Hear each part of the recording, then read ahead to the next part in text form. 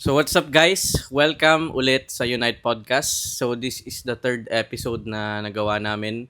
And like I said dun sa previous podcast namin is sasama na si Allen. Kung makikita nyo, na-mention namin siya ng maraming beses dun sa behind the scenes and dun sa podcast mismo. And ngayon nag-join na siya. Kung makikita nyo, Yang Stana! I'm a big boss, Oma. Grabe na. So guys, unting ano lang muna tayo. Ano bang magandang simulan natin? Mag-isip tayo. So may naisip na kaming mga gusto namin pag-usapan na something na interested kayo. Pero gusto lang namin i-break yung ice sa podcast na to. So, yun. Anong oras kayo dumating? Ako, dumating ako mga 9:30 o 9:40. And, yun. Ako, wala eh. Nandito lang ako eh. Tirahan ko to eh. Around. Sa kanya to. And pasalamat tayo kay AC dahil nandito tayo sa place na like okay ang comfortable ng podcast area namin. So, yun, may ano pa kami anong tawag diyan? Humidifier. So, nag-brainstorming kami kanina, nag-ano-ano kami ng mga bagay-bagay about sa mga gagawin namin. And yun, napag-usapan namin na someday is hindi pala someday, baka sa mga next weeks, baka baguhin namin yung place namin, iba naman, outdoors. Ganun. Tapos napag-usapan din namin na gawa kami ng sweater or hoodie or kung ano man yan, t-shirt na nakalagay Unite Podcast dito.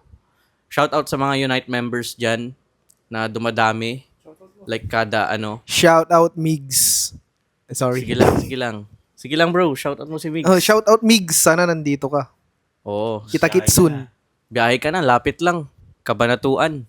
Sunduin kita 2 dyan. hours lang ata. 2 hours. 2 hours lang. Depende ata. Pag nakabus ata, 3 to 4 hours. Di ko sure. Pero, yun. Maraming salamat sa mga nanood nung nakaraan. Mga solid Unite members. Yung mga nasa private community dyan. Sana madagdagan pa tayo and yun. Thank you dahil sobrang happy namin na kumbaga may isang grupo tayo na talagang nagtutulungan dun sa loob ng community. Parang kumbaga ang sarap lang tingnan yung mga messages doon na meron tayong basta yung feeling na paano ko ba sabihin? Iba yung feeling ng nasa loob ka ng may group of friends ka na same mindset, yun na lang. And kung makikita mo doon, may mga nagsisend ng videos. Kumbaga, new bunch of tropas na build. So, yun. Thank you so much. So, paano ba natin, introduction muna. So, pag ganito na lang, bro, para mas okay. Introduction. Yo, what's up? Ako pala si AC. You can call me Ace. And ayun, happy to be here with all of my friends or Unite members. So, yeah. Sabihin mo rin yung business mo, yung grind mo ngayon para alam nila. So, sorry. So, business ko is also video editing. And ayun, actually ako nag-uumpisa pa lang. So, which is, bakit? Ano yun? Ah, ah,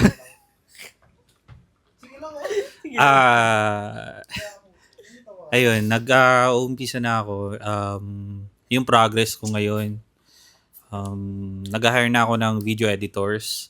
And then after that, nagpapatest edit na din ako. And after that, siguro mag-outreach na din ako. Yun. Yun, thank you, brother.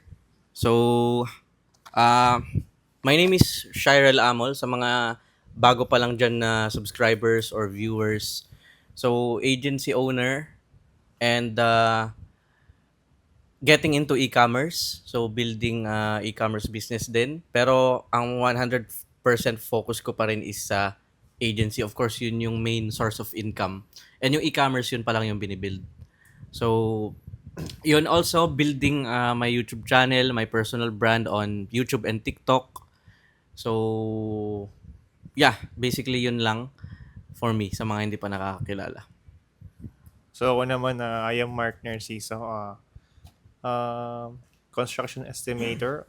Also building an agency regarding with video editing. And yun, gusto ko lang din sabihin na ganda ng salamin ni Alin. Check ko lang yung ano. Hi guys, I'm Allen Benedict Valerio. I'm a seafarer. Wow, do yun? Grabe. Yeah, I claim.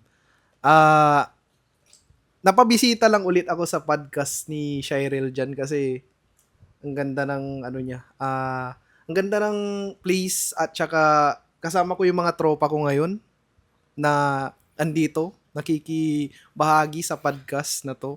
Ang gusto ko lang sabihin, keep growing sa ano niya, sa agency, sa company na ano niya, na binubuo niya ni Shirel, at ganoon na din si Brother Ace and Brother Mark. Good luck sa journey natin and hope to see you soon up high. So, Yo. yun. Nice introduction, brother. Parang malayang stana lang, ah. Hindi, pero gusto ko lang sabihin din, bro, na good luck sa journey mo. Kasi, syempre, magkakaiba pa tayo ng journey dito, eh. Pero, yun, bro, patience, and someday is ka din sa gusto mong, lane. Yes. Pero andito lang kaming brothers. Thank you. So, yun. Bale, ang namin ngayon na actually, since unang-unang mga podcasts pa lang namin to, may mga gusto lang kaming pag-usapan na mga bagay-bagay. Kasi, yun nga, sa tingin nyo ba, kailangan pa nating mag-abroad para yumaman? So, ano sa tingin nyo, guys? Like, 'di ba kadalasan yung sa Pilipinas is yung American dream, Yeah. which is pupunta ka ng US, mag-work ka for a lot of years, and then uwi ka dito sa Pilipinas if time na mag-retire. So sa tingin nyo ba, sa lahat ng mga Pinoys, necessary yung ganun? So, maging open-minded tayo sa topic na to. And gusto ko lang malaman din yung thoughts ng aking mga tropa. So, thoughts nyo na rin. Comment nyo lang kung may mga ano kayo dyan. Opinions. Pero ako, ang sagot ko, it depends sa goals mo talaga.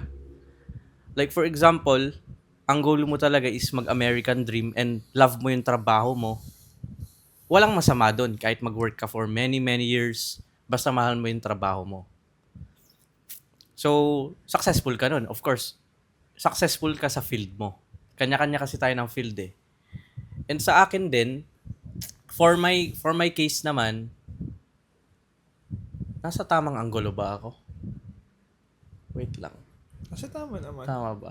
For my case kasi, I think if hindi ako para sa ganong lane, na hindi siya para sa lahat ng Pinoy. Kasi nagiging stereotype.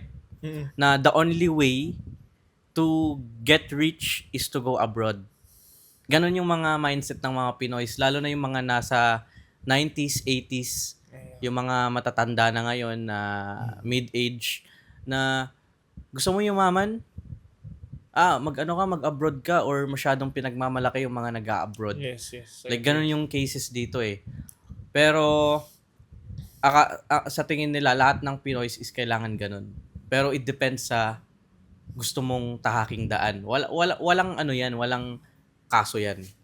So, yun, like, si Bro Allen, like, seaman siya, and hinihintay niyang makasampa siya. I know na happy siya dun kasi matagal niya ng pangarap yun since high school kami. Yun yung gusto niyang gawin. Yun talaga yung gusto niyang gawin. Ganon din yung mga iba kong mga kamag-anak. Ganon din yung mga iba kong friends na ganon yung tinaak. Yung mga tito ko nasa abroad. Yung iba. Walang masama dun as long as they're happy. Magkakaproblema lang tayo pag hindi kayo happy pero pino-force nyo pa rin yung sarili nyo dun. Ganon lang yun. So, Ano sa tingin nyo? Pero parang nasa maling anggulo ako eh. May gusto akong point na i-make. Pero na-agree naman ako sa sinabi mo. Mm. Kasi nakadepende sa tao talaga. Kung ano yung goal mo.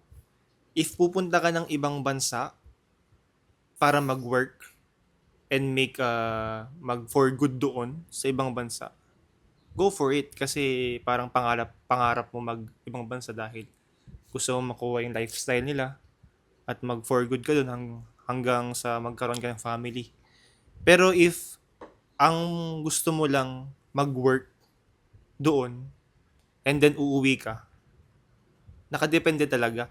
Kasi, for example, ang work mo dito is nasa balance lang yung salary mo. Around 20K, 25K monthly. And then, sa ibang bansa naman, pag pumunta ka doon, salary mo is around mababa. Ay, around 90K, something ganun. Pero ang work mo doon is malayo sa work mo dito. For example, ang work mo dito, ikaw ay supervisor ng isang company or di naman supervisor kasi 20K lang naman eh. Let's say, engineer ka. And then dun sa ibang bansa work mo is tagalinis lang. So, nakadepende yon kung papasok sa ego mo. Kung gusto mo bang ganong kasing work ang gusto mo. And then kung happy ka ba. Nakadepende kung happy ka sa salary or happy ka sa work. So, nakadepende talaga sa tao kung Oo. anong gusto. Hindi niya sinasabi guys na yung tagalinis ganun is hindi okay na job ah.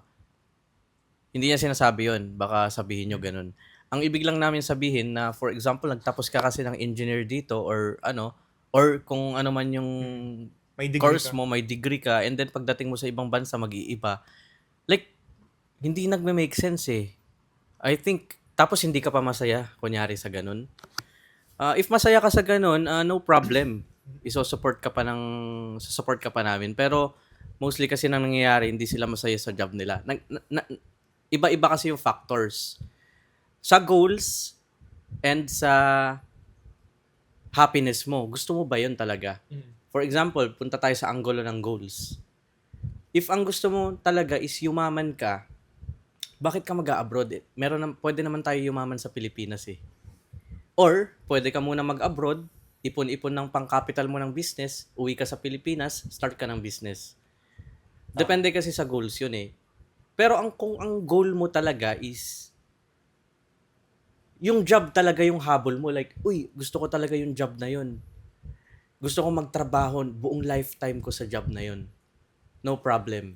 Pero ang nagiging issue lang, pagdating mo doon, nagtatrabaho ka ng job, hindi ka masaya. Hindi, I think, ang goal mo yumaman eh. Bakit ka nagpapaka-stuck sa job na yun na hindi ka masaya? And hindi ka naman yayaman sa job na yun. Mapupunta lang din sa taxes yung pera mo or sa iuuwi mo lang din, ipapadala mo lang sa Pilipinas yung pera mo, walang matitira sa'yo. Anong sense? Di mas maganda, i-utilize mo yung AI.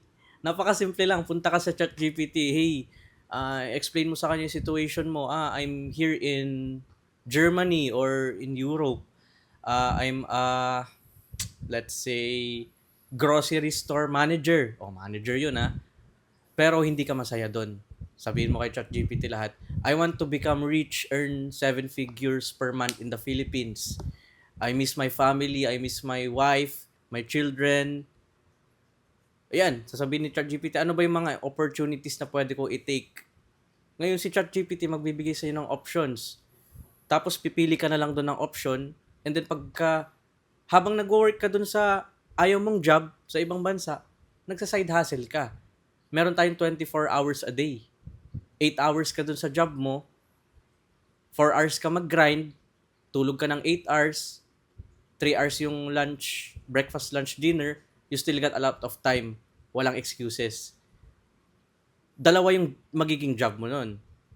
Yung job mo na main job mo na nagtatrabaho ka doon as a grocery store manager, and then meron kang side hustle. Once na yung side hustle mo kumikita ng pera ng malaki, na mas malaki na dun sa main job mo, or kahit hindi mas malaki, mapantayan man lang niya, or maybe 3/4 or kalahati, uwi ka ng Pilipinas, dun mo na siya scale. So, ganun lang yun, guys. If gusto mong yumaman, look for the right opportunities. Nag-evolve ang world natin. Yung nag-work dati, hindi nag-work ngayon. Yeah. So, look for the right opportunities at the right time.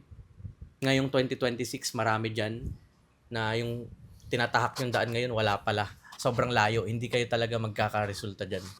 So, pero if happy ka dyan sa job mo as a grocery store manager, okay, dyan ka na. No problem. Support ka namin. Pero if hindi, gusto mo yumaman, uwi ka ng Pilipinas, look for a side hustle. Yeah. Ganun I lang agree. yun, guys. So, ano sa tingin nyo, boys? Yeah, agree. May sabihin ka, Ace? May sabihin ka pa Hindi, ate. okay na ako. Sige lang. Gusto ko lang din mag-agree sa sinabi din niya. Sige. Kasi if goal mo yumaman, kailangan mong dumiskarte. Not only dun sa main job mo. So, kasi I believe wala ding yung mayaman na sa 9 to 5 na job eh. Yayaman ka kapag marami kang madiskarte ka if marami kang work. Also regarding sa business, I think dun ka talaga mag-i-scale, aangat. Yeah, but parang bro, napansin ko parang hindi tulad nung nakaraang podcast. Bakit kaya? Hindi ako, Let's spice up bros. ano bro, yung sa akin bro, Oh, yun. Yung gusto ko. Sige Hindi. lang bro, yung kung ano yung thoughts mo, walang filter to bro, walang cuts, walang just Yeah. say what you want. Walang Yeah. kahit kung may ma-offend, bahala kayo guys.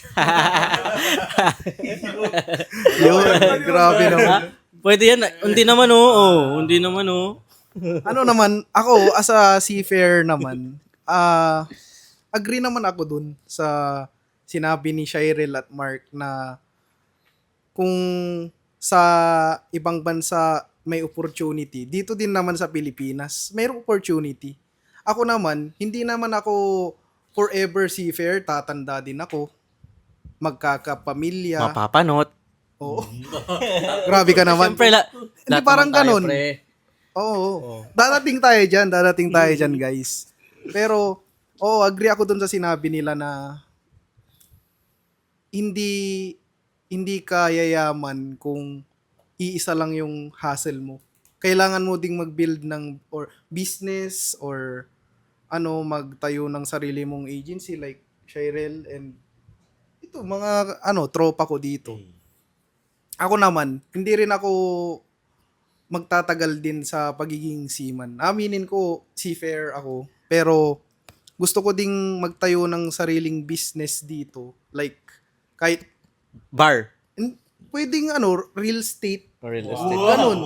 Parang ganun. Kasi guys, anuhan ko lang siya. Yeah. Nung dati, way back pa nung nagsisimula pa lang ako dito sa agency, mga 3 years ago, nabanggit niya sa akin, magsisiman siya for many years, kahit reach niya lang yung gusto niyang rank, position.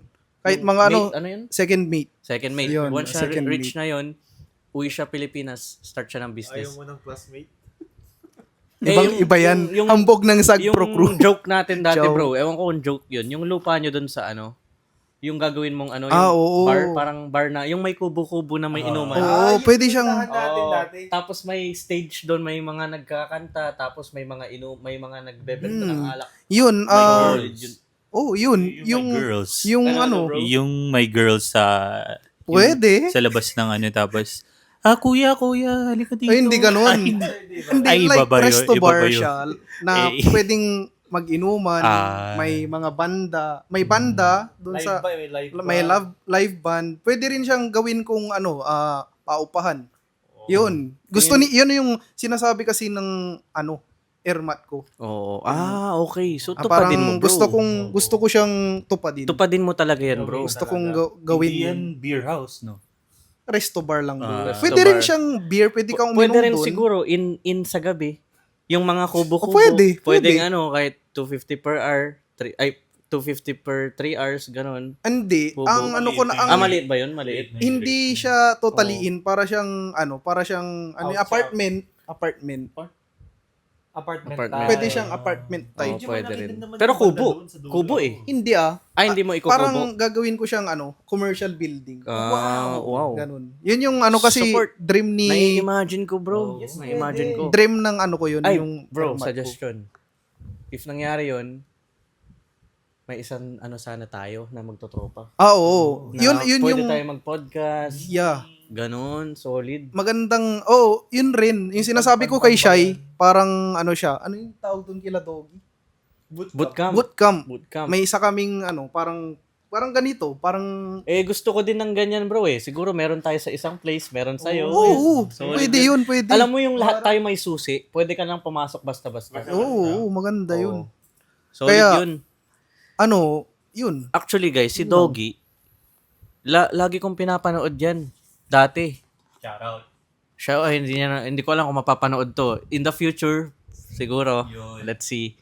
Gusto ko rin ma-meet si Boss Dogs someday. Pero, yun nga, yung inspiration ng mga vlogs ko guys na sobrang raw, galing kay Doggy yun. Sa kanya ko tinitingnan talaga. Wala lang akong cameraman, kaya ako yung nag-film, pero soon mag-aano na rin ako ng magka-camera. So, yun, para pag magva-vlog kami dito, magpa-podcast, may mag-aano. So, yun, someday. Pero ito, spice up lang natin yung topic natin. Kasi tayo nagbi-business na tayo, and ikaw, Allen, for example, hindi seaman ka, di ba? Yes, bro. Pero hindi ka seaman. Parang ano yung second option natin? Kunyari, magja-job tayo sa ibang bansa. Hindi pa siya ata tapos eh. Hindi pa. Ibigay mo sa kanya. Hindi pa siya tapos.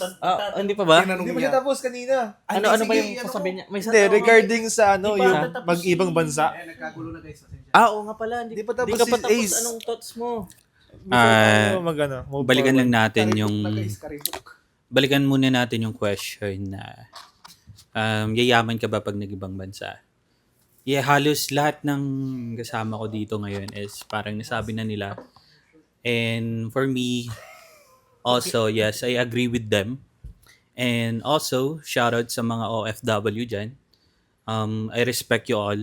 Kasi, alam ko, pinaghihirapan nyo talaga yung ginagawa nyo. And for me, yes, what I suggest is magpayaman ka muna sa Pilipinas. Pwedeng gawin yun. Tapos pumunta ka ng ibang bansa. Pwede yun. Vice versa. Pwede. 'Di ba? Pwede 'yun. Kasi importante para maging financially stable ka, kailangan may freedom ka. Hindi mo kailangan mag-work ng 9 to 5 jobs. Alam ko yung mga nag-ibang bansa diyan. Alam ko kailangan yung gawin to para sa family nyo. Pero ang downside lang nun, yung family time is wala na. Like, ikaw nagsasacrifice ka mag-isa, tapos yung family mo nasa Pilipinas lang. Tapos, for me, tinatawanan ako nung dun, no? Yung isa dun, no? Grabe talaga. Ay, parehas pa. Makita nyo doon sa camera. Parehas kami, parehas. Madumi nga lang yung sa akin. And, ayun, masasabi ko talaga na yung mga nasa ibang bansa ngayon dyan, what I suggest is, continue what you are doing. And after that, kung nakapag-ipon kayo, what I suggest is also build a business here in the Philippines so that pag nag-work yun, pwede na kayo umuwi dito para makasama niyo yung family niyo, yung mga mahal niyo sa buhay. So, para sa akin, it is best na gawin nyo lang din yung gusto nyo gawin sa buhay. Like, punta sa ibang bansa. Ang downside lang nun, yung family nyo, hindi nyo makakasama. And kung yumaman ka naman sa Pilipinas, yun ang maganda. Kasi pag may pera ka dito sa Pilipinas, pwede kang pumunta anywhere around the world. Kaya yun. Without a job. So, mas maganda may passive income ka dito sa Pilipinas pag nagwo-work ka sa ibang bansa. And para mas makapag-ipon ka at magawa mo yung mga gusto mong gawin. Well said. Well said. Ang ganda ng pagkasabi, guys. Naaawa. naaawa talaga ako ito yung totoo, naaawa ako sa mga nag-OFW na saludo sa inyo na sobrang hardworking nyo, na to the point na nagsasacrifice kayo dyan, hindi nyo kasama yung family nyo, mag-isa lang kayo, or baka may mga challenges pa kayo dyan, and nagkakaproblema yung family nyo dito sa Pilipinas, and wala kayong magawa. Parang nakakaawa lang talaga siya na bakit kailangan pa like, siguro walang option, pero if there's a way, 'di ba? Like, if there's a way, 'di ba? Like, kung ako yung andun siguro, sobrang lungkot nun. Yeah. Like, nalulungkot ako sa mga kakilala ko din na nandun sa abroad and wala silang magawa. Yun lang yung option. Lumalaki na yung anak nila. Hindi nila nakakasama yung anak nila sa paglaki. Minsan nga, hindi na sila kilala nung totally nung anak nila, di ba? Yun lang yung nakakaawa talaga. Like, malay nyo, once lang pala tayo mabubuhay, hindi natin alam kung may next life na. May next life pa.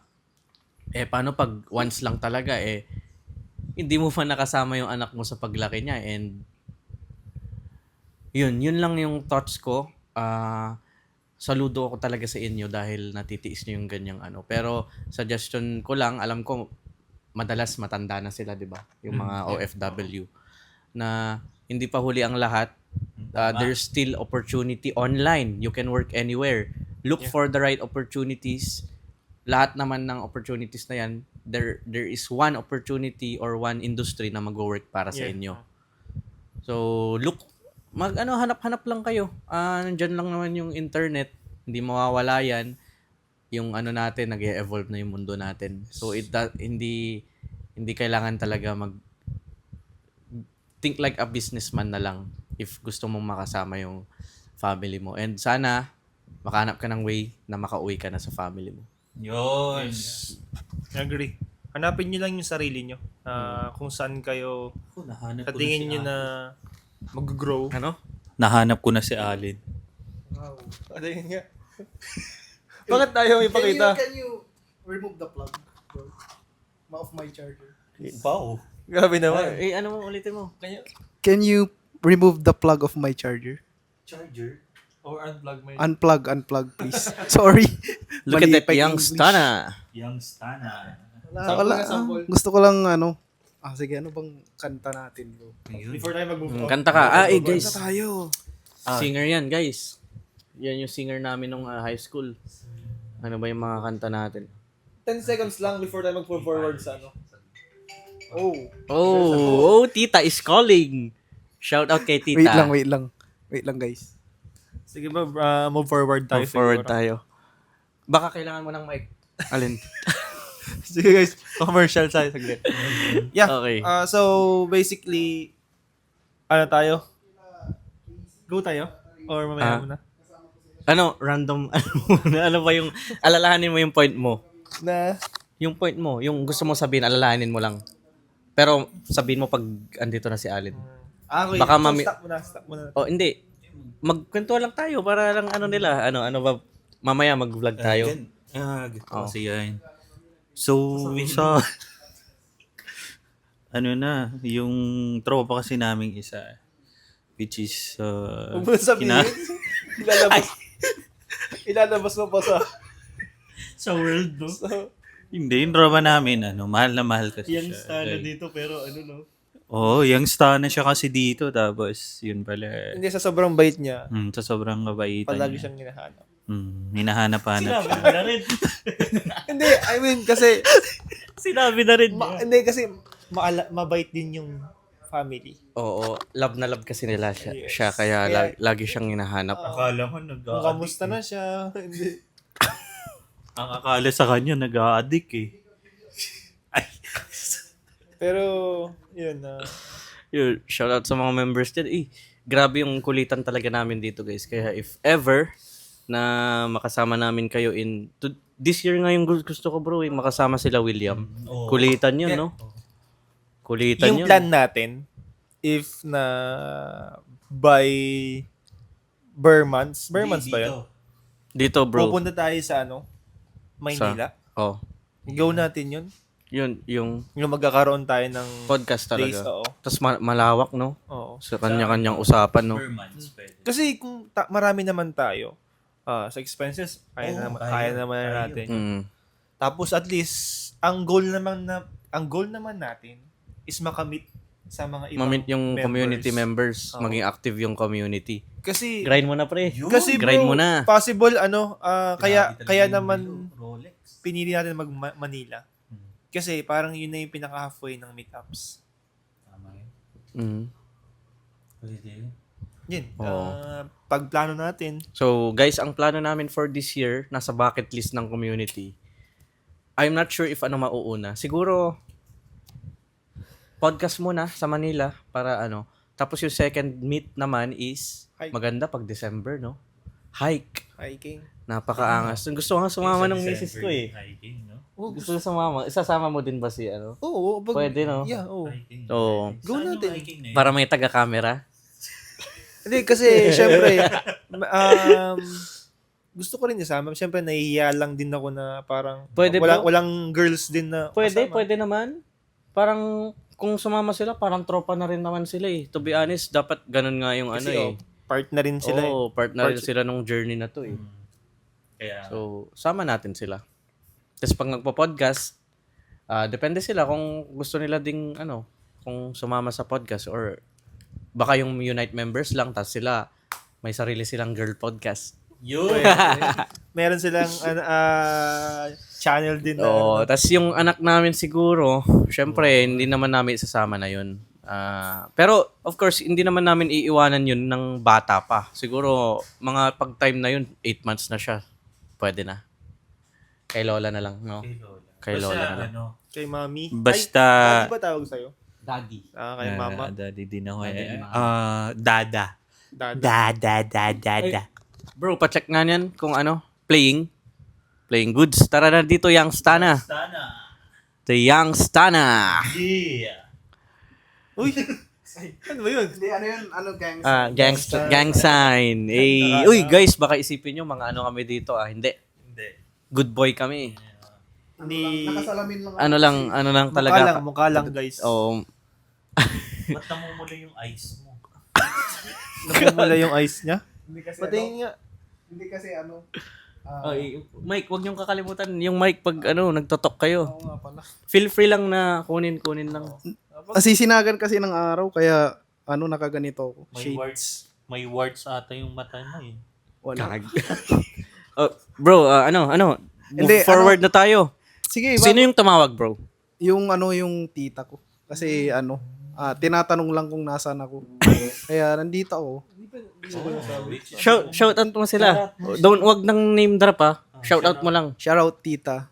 I love you. Miss na kita. Char. Ay, Hindi, guys, sige. guys. Wait lang. Kanta, kanta Oo, muna, di ba? kanta. Or Oo, ikaw na. Ikaw Hindi, yung ga. turn mo na. Ay, tapos na pala. Tapos na siya. Kanta na. Ito, lang. sa camera? Kita yan. Oo, kita naman. Ads lang muna, guys. Mabilis lang to, mabilis. 10 seconds or mga 1 minute lang. Kanta muna siya. Okay lang. Okay. Galing. The way you look at me. Ha? The way you The look way at you me. look at me. Sige. Yung Risk It All by Bruno Mars. Hindi niya kaya yun. Nakita ko na yan. Narinig ko na, hindi niya kaya, pre. Say what? Ganun na yung boses niya. Hindi kaya ko pag walang mic. Pag walang. Sige. Ikaw bahala kung anong gusto mong kantahin. Hawak pa na. Sige, kanta ka. Pero Oo, sabi ko na lang sige. pag Sige na, bro. Sige na. Ano yung chorus niya? Say you want the moon. Pangit. Yung iba na, yung kaya mo. Kaya mo na nga. 'Cause there's something in the way you look at me. It's as if my heart knows you're the missing piece. You make me believe that there's nothing in this world I can be. I never know what you see, but there's something in the way you look at me. Albi. Grabe na. Gagi.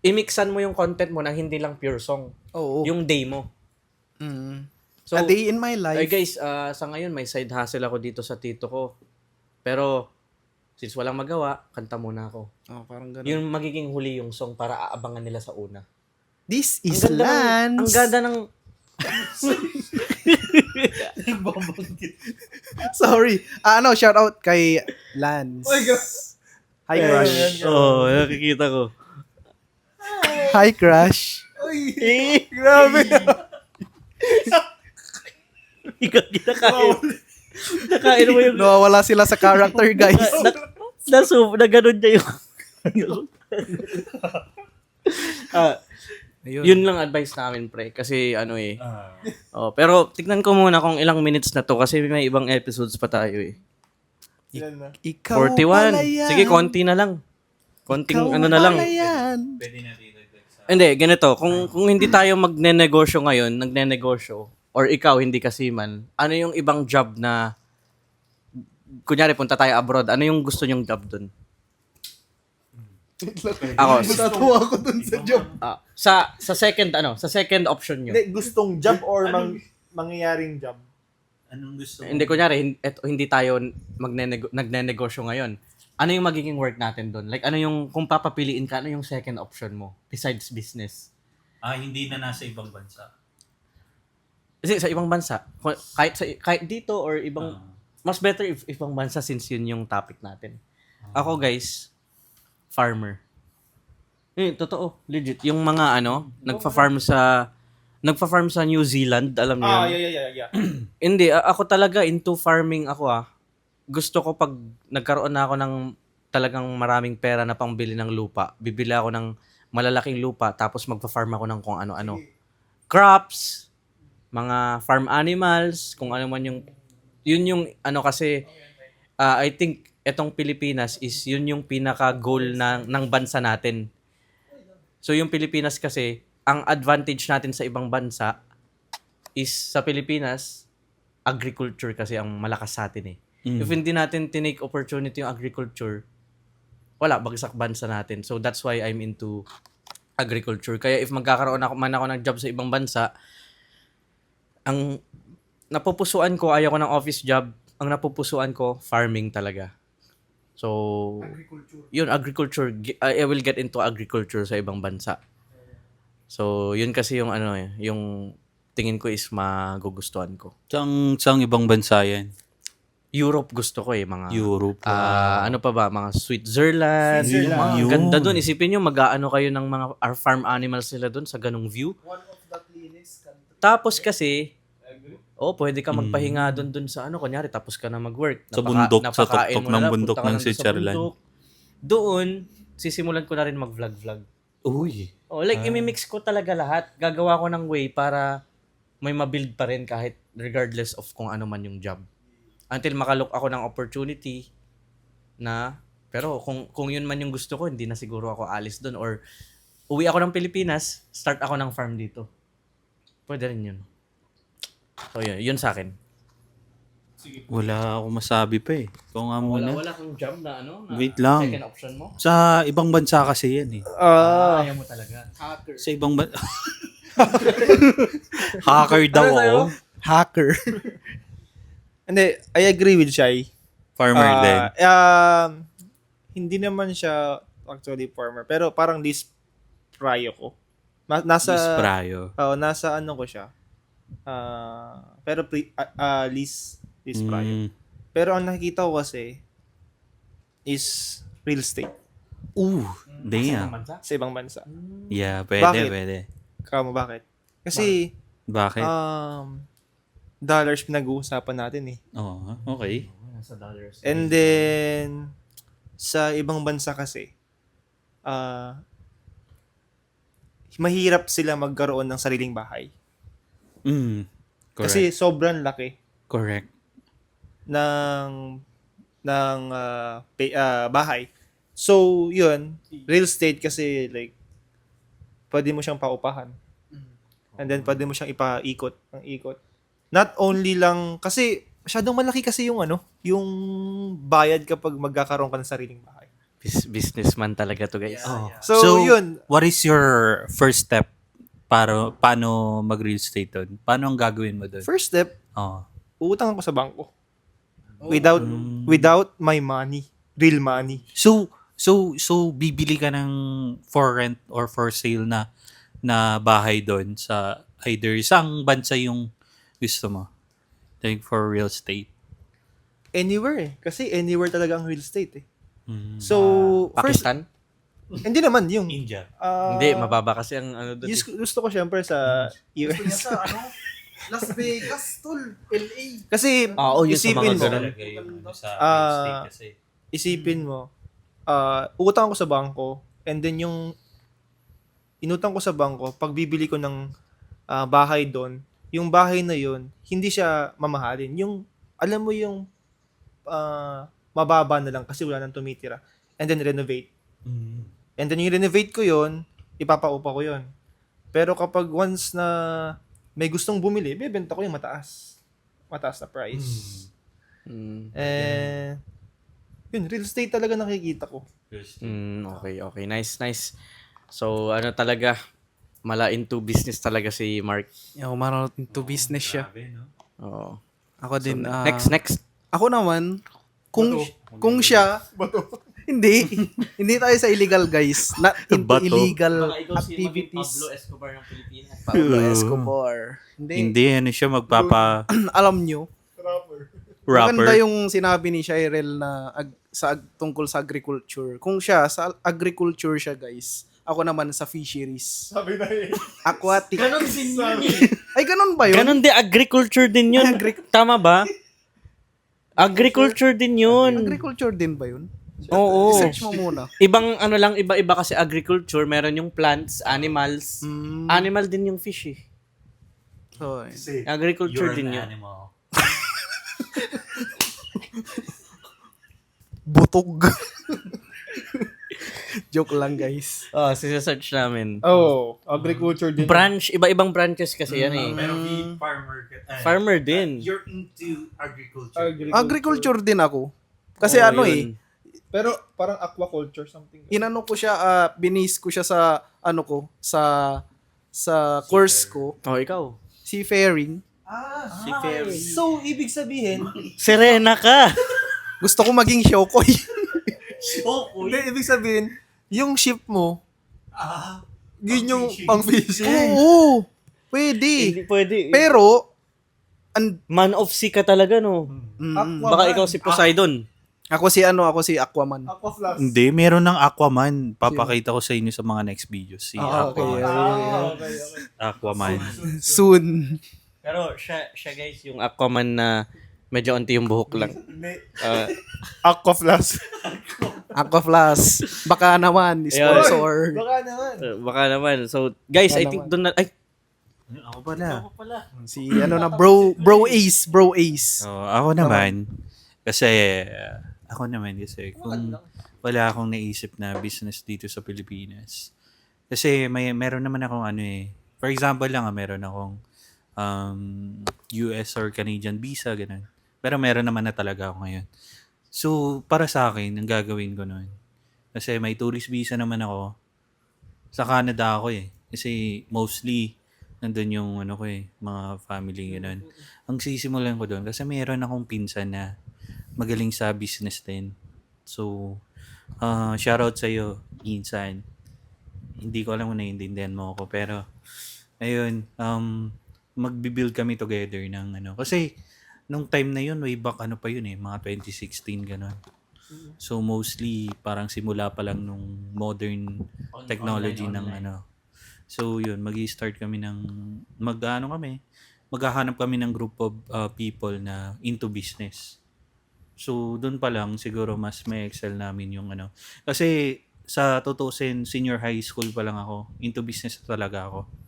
So, wala lang talaga akong makasama na business-minded din nung time na yun. Kasi, mostly, ang iniisip pa namin nung mga time na nun is makapagtapos ng pag-aaral. Tapos, yun, isa na din yun. De joke lang. Pero isa na din yun na yung tibong kasi yung sistema nga sa Pinas na pag nakapagtapos ka ng pag-aaral is mag-work ka na Naisip into lang ako. an employee, ganun, you will be working 9 to 5 jobs. Ganun kasi yung halos sistema dito sa Pilipinas. So, for me, ang gagawin ko, which is yun, pumunta ako sa ibang bansa, mag-collaborate ako sa group of people na into business din. Which is, doon, mas may excel ko before pa dumating yung modern technologies na ganito, ganyan. Which is, I think that's the best thing that I will do in case na wala akong opportunity dito sa Pinas. Yun. So, anong main job? Ano nga? Ay, business. Kahit ano. So basically, in general, business. So, Lahat ng... Agriculture. Kaming dalawa. Tapos itong dalawa, si Mark, real estate, same lang business. So, yun guys. Pero, yun, yung goal ko na agriculture is maglilid din yun into business. Pero, hindi ko alam guys, enjoy talaga ako sa farming. Ewan ko lang. Siguro nasa dugo na namin. Ganda kasi ng scenery po. Oo, yung para kasing yun yung parang essence ng life eh. Like ganun tayo nagsimula nung unang yung panahon. greeny, Oo, yung mga yun yung gusto ko pupuno, talaga ganun. na life. Tapos, nakasakay ka ng kabayo. Oo. Yung pangarap mo, no? Ano? Oo. Yung sinabi ko. Oh, yung ang layo ng sa bahay mo, ang layo ng oo nga, entrance. diba? Nagme-make sense yung sinabi ko nung last podcast na gusto ko yung ganung nagme-make sense yun talaga ako. So, yun guys. I think dito na lang muna. Watch na lang yung next episode. Follow niyo yung TikTok ko. Subscribe sa YouTube. And soon, pag meron na silang socials, subscribe nyo rin sila or follow nyo, lalo na si Allen kasi mag-start ng TikTok na yan. Pinupush talaga namin yan para may siya, online money. Online yun. income. Yun guys, thank you. Cheers. Ay, Yeah, cheers. nabulol ako dun Cheers, guys. Cheers. Cheers. Cheers to the many more. Unite Podcast. Thank you guys. See you on the next episode. Bye-bye. Bye-bye, guys. Bye.